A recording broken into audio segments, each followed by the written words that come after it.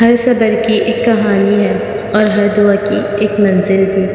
یہ نہ سوچنا کہ تمہارا یہ صبر بغیر پھل کے ہی رہ جائے گا۔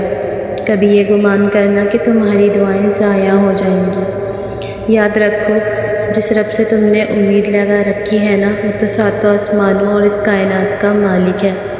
تو جس رب نے تمہارے واسطے یہ تقدیر لکھی ہے، وہی تمہارے حالات کو بدل دینے پر بھی قادر ہے۔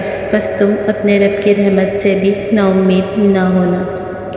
بہت دفعہ آپ کو اپنا غم بانٹنے کے لیے کاندھا تو میسر نہیں ہوتا، لیکن سجدہ کرنے کے لیے زمین ہر وقت میسر ہے، اور آپ اپنا دکھ اللہ پاک سے ہر وقت بانٹ سکتے ہیں۔ یہ سہارا سب سہاروں سے بڑا سہارا ہے۔ رسول اللہ صلی اللہ علیہ وآلہ وسلم نے ارشاد فرمایا، جس نے پہلے سلام کہا وہ اللہ اور رسول اللہ صلی اللہ علیہ وآلہ وسلم کے زیادہ قریب ہے۔ سب مر کر قبروں میں جاتے ہیں، لیکن اچھا انسان مر کر لوگوں کے دلوں میں چلا جاتا ہے اور یاد کے ذریعے اسے زندہ رکھتے ہیں۔